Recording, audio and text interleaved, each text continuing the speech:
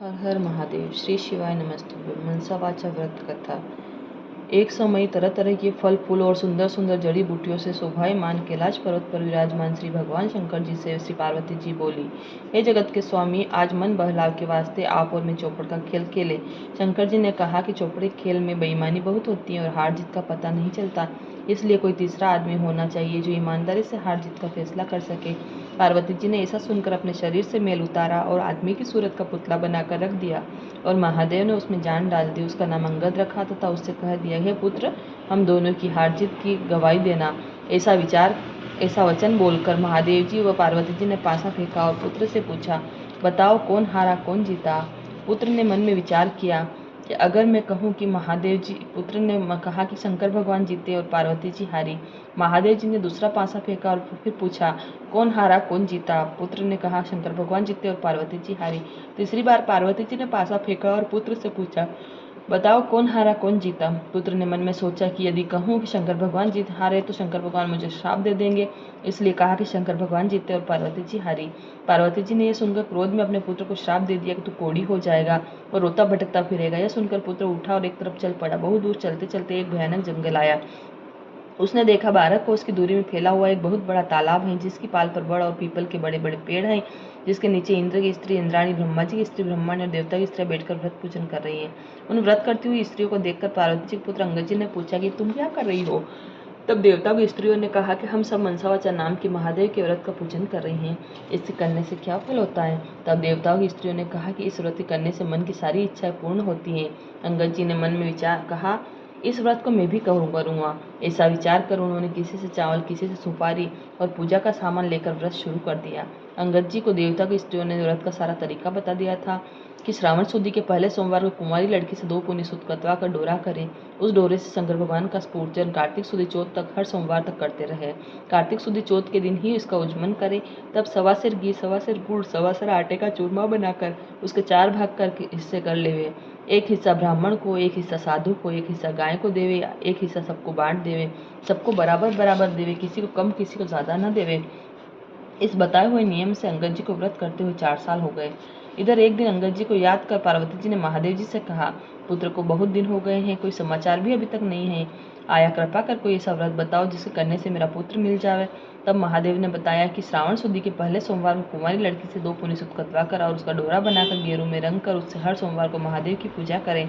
फिर कार्तिक शुद्धि चौथ को उसका उज्जमन करो। उसमें 1.25 सेर घी, 1.25 सेर गुड़, 1.25 सेर आटे का चूरमा बनाया और उसमें एक भाग राजा हो या गरीब, सबको बराबर बराबर बांट दो। इस तरह से बताए हुए ढंग से पार्वती जी व्रत करते हुए 4 वर्ष हो गए। उधर एक दिन पुत्र के मन में आया कि माता पिता के पास मिलने के लिए जाना चाहिए। व्रत करने से इंसान अंगद जी की देह इंसान जैसी सुंदर हो गई थी। अंगद जी माता पार्वती के पास जाकर खड़े हो गए। पुत्र को आया देखकर पार्वती जी हंसने लगी। अंगद जी ये देखकर पीछे हट गए। पार्वती जी ने पूछा, तुम पीछे क्यों हट गए। तब पुत्र ने कहा कि मेरे बिना बुलाए आने पर आप हंसी, इसलिए मैं पीछे हट गया। इस पर पार्वती जी ने कहा कि मैं तुम्हारा आने पर न हंसी, मैं तो व्रत के प्रभाव पर हंसी हूँ, क्योंकि तुमसे मिलने के लिए मैंने ये व्रत मनसावाचा व्रत किया था। तब अंगद जी ने कहा कि मैंने भी ये व्रत किया है। पार्वती जी बोली, इस व्रत के करने से ही मेरा श्राप मिट गया। मैंने ये व्रत किया तो तुम मुझे मिल गए। तुम क्या चाहते हो सो कहो। पुत्र ने बोला, मैं उज्जैन नगरी में राज्य करना चाहता हूँ। यह कहकर वह उज्जैन की तरफ चल पड़ा। उज्जैन पहुंचकर वह राजा रानी से मिला। राजा रानी बूढ़े हो गए थे। उनके कोई संतान न थी, उनके कोई पुत्र न था, केवल एक कन्या थी। राजा रानी ने सोचा कि हम बूढ़े हो गए, इसलिए अपनी कन्या का विवाह किसी अच्छे वर के साथ करके सारा राजपाट उसे सौंप दें। ऐसा विचार करके उन्होंने एक स्वयंवर रचा, जिसमें देश विदेश के बड़े बड़े राजकुमार बुलाए गए। स्वयंवर में एक हथिनी को सजाकर राजा ने हथिनी से हाथ जोड़कर कहा, हे हथिनी देवी, इन सब में जो राज करने का अधिकारी हो, कन्या के लिए श्रेष्ठ वर हो, उसी के गले में ये माला डाल देना। यह कहकर हथिनी की सूंड में वह माला पकड़ा दी। हथिनी ने चारों तरफ देखभाल कर पार्वती जी के पुत्र अंगद जी के गले में माला डाल दी। तब सबने कहा कि हथिनी चूक गई हैं। फिर हथिनी का श्रृंगार किया और हाथ जोड़कर कहा, जो इस राज्य को भोगने का अधिकारी हो, राजकुमारी के लिए अच्छा वर हो, उसी के गले माला डाल देना। यह कहकर माला हथिनी की सूंड में पकड़ा दी। अंगद जी को पहले ही वहां से निकाल दिया था। अंगद जी ने हथिनी ने घूम फिर कर बाहर निकलकर फिर से अंगद जी के गले माला डाल दी। तब फिर सब लोगों ने कहा कि हथिनी ने हट कर ली है, इसलिए फिर उसे गले माला डाल दी। ऐसा विचार करके फिर हथिनी को सजाया गया और माला देकर निवेदन किया, है गजरानी तो देवता स्वरूप है, जो इस राज का मालिक बनकर राज्य भोगने वाला हो, और राजकुमारी के लिए श्रेष्ठ वर हो उसे गले माला डाल देना। अंगद जी को पहले ही मार पीट कर बाहर निकाल दिया गया था।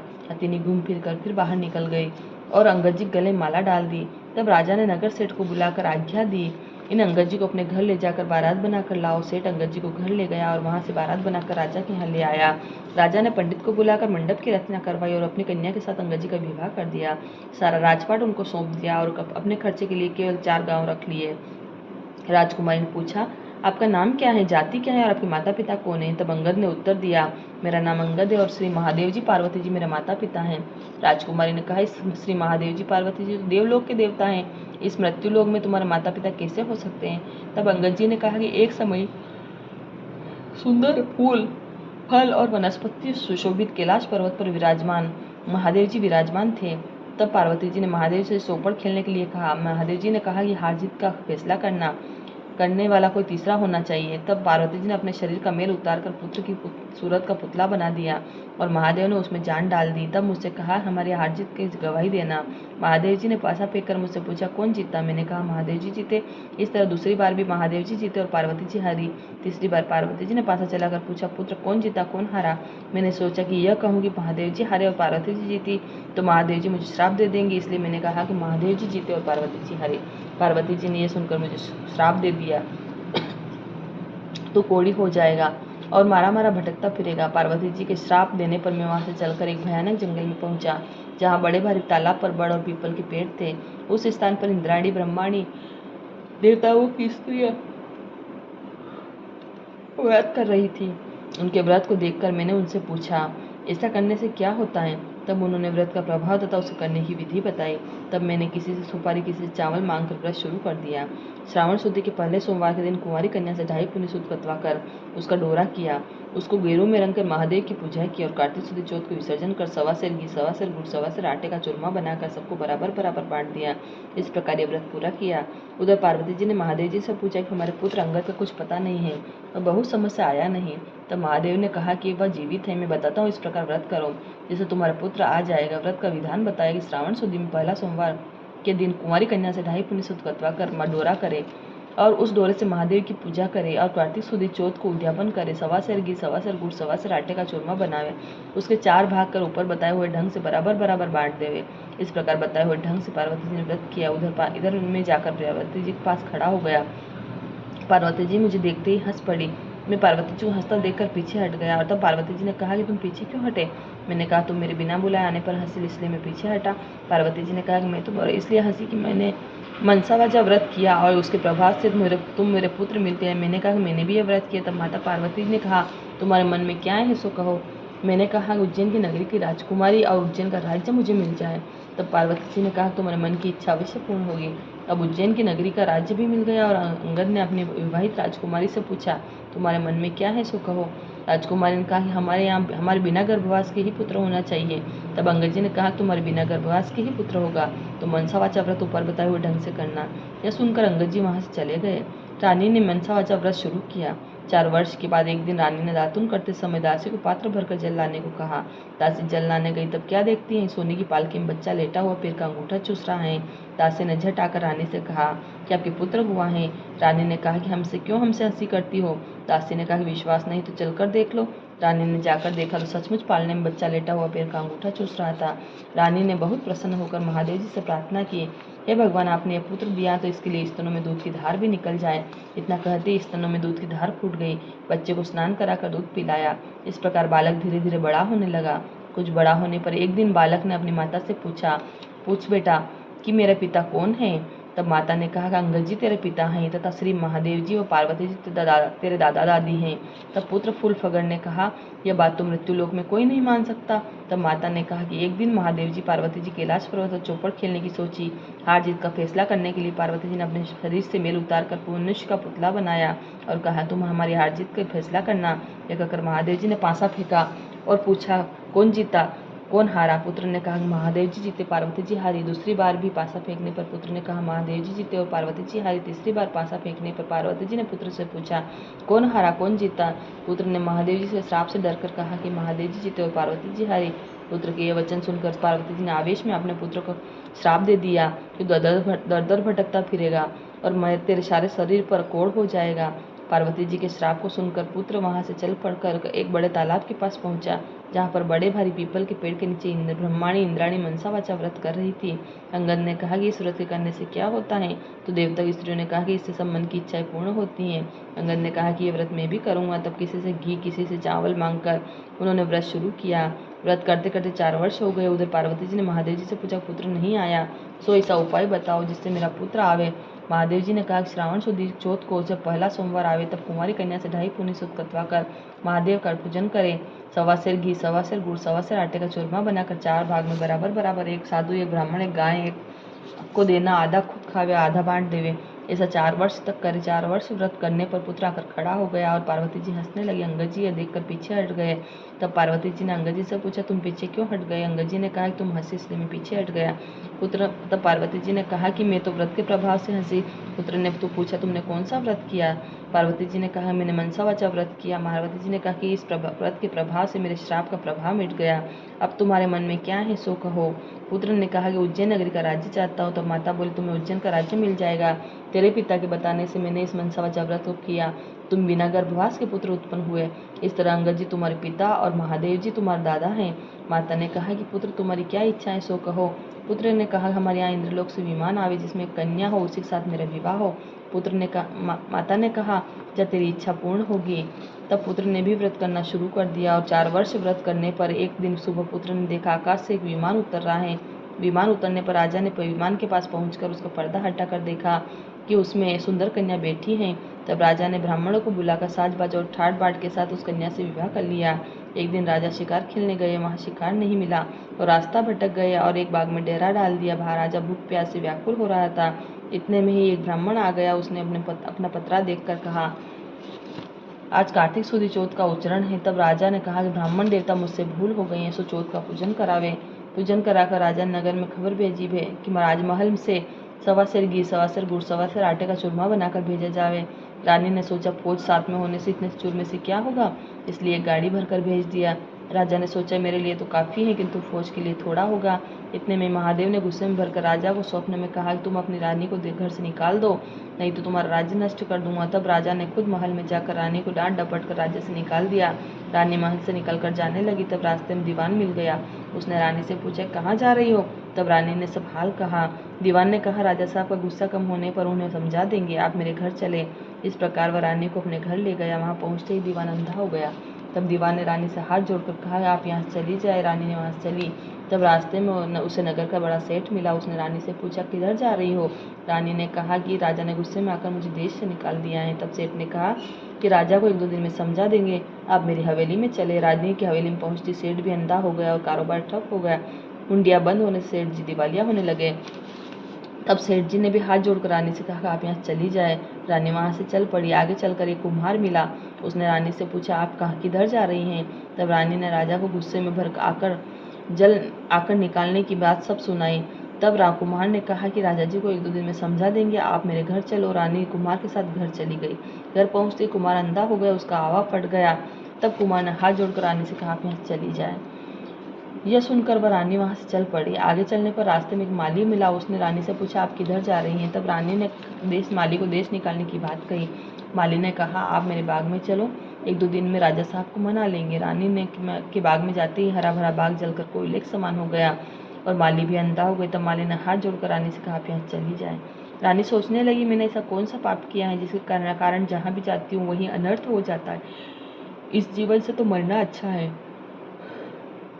यह सोचकर रानी वहां से चल पड़ी। आगे 2 रास्ते थे, एक 6 महीने का और एक 3 दिन का। रानी 3 दिन के रास्ते पर चल पड़ी। आगे चलने पर शिप्रा नाम की नदी आई। रानी ने सोचा, इसमें डूबकर मर जाना ही अच्छा है। ऐसा विचार कर वह नदी में कूद गई। इतने में ही सारा नदी का पानी सूख गया। आगे चलने पर एक बड़ा भारी पर्वत आया। रानी पर्वत पर चढ़कर गिरने लगी तो पर्वत जमीन के बराबर हो गया। रानी फिर आगे चलने लगी तो जंगली शेर मिला। रानी ने सोचा, इसको छेड़ूंगी तो अवश्य मुझे खा जाएगा। यह सोचकर हाथ फेरा तो शेर बेजान हो गया। रानी फिर आगे चली तो अजगर मिला। उसने सोचा, इसे छेड़ूंगी तो अवश्य जरूर मुझे खा जाएगा। यह सोचकर अजगर को छेड़ा तो वह रस्सी बन गया। वहां से फिर आगे चली। चलते चलते एक बड़ा भारी पीपल का पेड़ आया जिसके नीचे कुआं था और महादेव का मंदिर था। उसमें बैठकर रानी ओम नमः शिवाय मंत्र का पाठ करने लगी। उस दिन कार्तिक शुद्ध चौथ थी, जिसके उच्चारण के लिए मंदिर का साधु गांव में गया था। आते समय रास्ते में उसे कुत्ते ने काट खाया।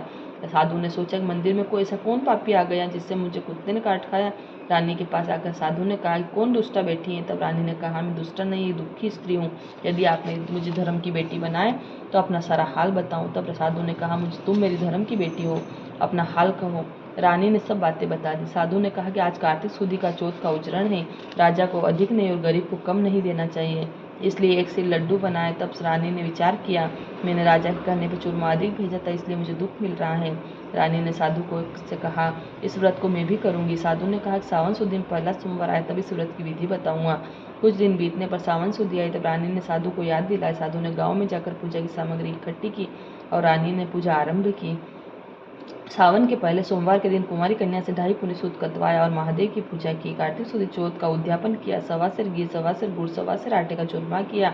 उसके 4 भाग कर पहली पत्ते विधि में बांट दिया। साधु ने कहा कि महादेव जी के सामने ऊंट, हाथी, घोड़ा मिट्टी का बनाकर रख दो और महादेव जी से कहना, यदि आप प्रसन्न हो गए तो इन सबको जीवित कर दो। ओम नमः शिवाय मंत्र का पाठ कर जल का छींटा देना। रानी के ऐसा करने पर सबके सब जीवित हो गए। रानी ने साधु को से कहा कि मुझसे रास्ते में जो पाप हो गए हैं उससे छुटकारा पाने का उपाय बताओ। तब साधु ने कहा, ओम नमः शिवाय मंत्र के जाप से सारे पाप कट जाते हैं। रानी परिक्रमा का और वहां से चल पड़ी। सबसे पहले जो सर्प रस्सी बन गया था उसके पास गई, ओम नमः शिवाय मंत्र का जाप करके बोली, इस सर्प को चौगुना शरीर हो जाए। सो ये कहते ही सर्प का चौगुना शरीर हो गया। फिर सिंह मिला, वहां भी रानी ने ओम नमः शिवाय मंत्र का जाप कर कहा, सिंह का जो पत्थर का हो गया था वह अब जीवित होकर चौगुना शरीर वाला बन जाए। ऐसा कहते सिंह गरजता हुआ खड़ा होकर जंगल में भाग गया। इसी तरह आगे चलने पर पर्वत के सामने गई, ओम नमः शिवाय मंत्र का जाप कर बोली, यह पर्वत भी पहले से चौगुना होकर खड़ा हो जाए। यह कहते ही पर्वत भी चौगुना होकर खड़ा हो गया। आगे चलकर ओम नमः शिवाय मंत्र का जाप करने पर नदी भी चौगुनी होकर बहने लगी। माली का बाग हरा भरा हो गया, उसका अंधापन जाता रहा। नगर सेठ के यहाँ जाने पर उसकी मुंडियाँ भी चलने लगी और उसे आंख से दिखाई देने लगा और लक्ष्मी का भंडार भर गया। सेठ हाथ जोड़कर करने लगा, आपके पधारने से हमारे यहाँ लक्ष्मी की वर्षा हुई है और ठाट बाट हो गए हैं। सो इस खुशी में सारे नगर वालों को भोजन कराना चाहता हूँ। सो सारे नगर में ढिंडोरा करवा दिया कि किसी के चूल्हे में धुआं नहीं निकलने पाए। जो किसी के चूल्हे में धुआं हो उसे 11 रुपये दंड होगा। सारे गांव के लोग भोजन करके जाने लगे। यह खबर दरबार में पहुंची कि आज चौथ का उजरण है, तो कोई भूखा प्यासा मिले उसे भोजन के लिए भेज दे। सारे शहर में ढूंढने पर भी कोई भूखा प्यासा स्त्री पुरुष नहीं मिला। एक धोबी से पता पड़ा कि एक अंधी बहरी बुढ़िया है जिसके संपूर्ण शरीर में कोढ़ हो रहा है। बुढ़िया को लाकर स्नान कराने लगे। स्नान कराते ही बुढ़िया का कोढ़ झड़ने लगा। बुढ़िया को रानी के पास ले जाने पर रानी ने उससे सारी कथा सुन लेने पर स्वर्ग से एक विमान आया और वह डोकरी संदेह वैकुंठ को चली गई। इस प्रकार शंकर भगवान के दर्शन से, अर्चना पूजन भक्ति भाव से करने पर हर एक मनोकामना पूर्ण होती है। भगवान शंकर की जो नर नारी श्रावण, कार्तिक व माघ महीने में श्रद्धा भक्ति भाव से पूजा करते हैं वे सुंदर सुंदर भोगों को भोगने के बाद संसार के बंधनों से मुक्ति को प्राप्त होते हैं। अतः शंकर भगवान की नित्य प्रति पूजा कर हर गृहस्थ अपना जन्म सफल कर ले। बोलो मनसा महादेव जी की जय। अगर आप लोगों को कथा अच्छी लगी हो तो शेयर और लाइक करें, सब्सक्राइब करें और मुझे हौसला बढ़ाए मेरा कि मैं आगे भी कुछ कथाएं आपके सामने ला सकूं। बोलो जय श्री राम, जय श्री शिव शंकर, हर हर महादेव, श्री शिवाय नमस्तुभ्यं, मनसा महादेव जी की जय।